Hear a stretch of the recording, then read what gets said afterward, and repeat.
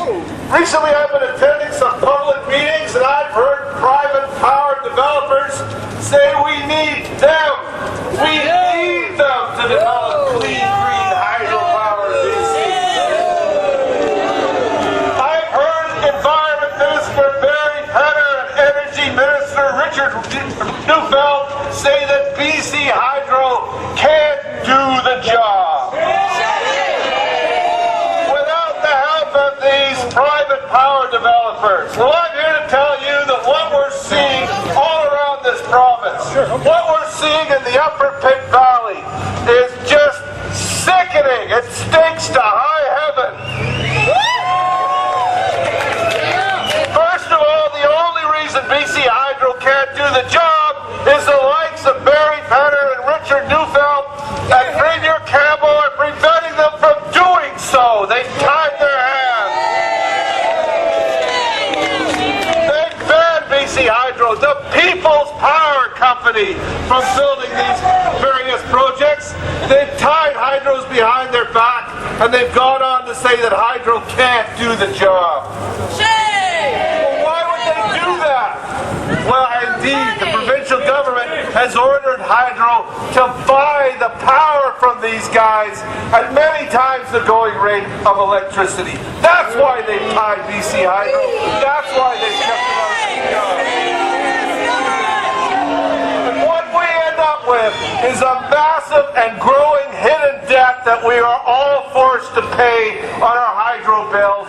No choice if you want to turn on the lights. They are putting us under the control of these in this room, and it's absolutely wrong. Liberal thievery! We end up with a lousy, rotten process for planning power development on our province, and that has serious consequences. Because if you can't plan right, you're going to get lousy things that you build, and that's what's happening. Shame! Let me say that the Wilderness Committee is totally in favor of green power projects, which are publicly owned. Regionally owned and environmentally appropriate, but that's not what we're being given. We're being sold out to the likes of the private power developers. Shame! Shame on this And the provincial government's policy of giving everything to these guys has spawned a planning problem of massive proportions. And the Pitt River proposal is an excellent example of power planning gone horribly wrong. Horribly wrong!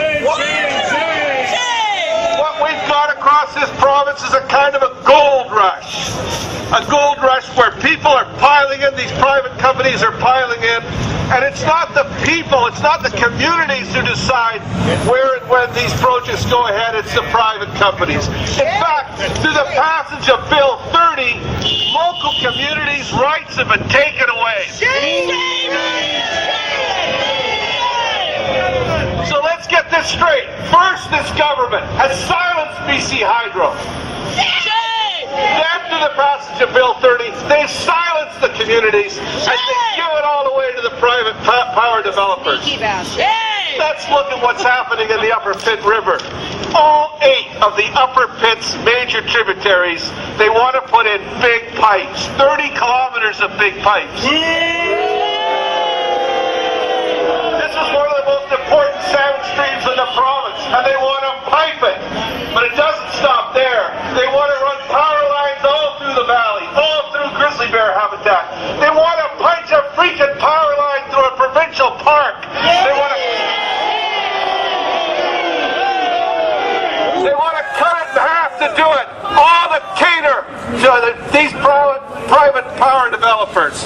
Well, I've been attending the public meetings. They were held in Squamish, Pitt Meadows. They've been held in Mission, and they are absolute gong shows where we can see close at hand who's in charge of power production now in this province, and it's these guys.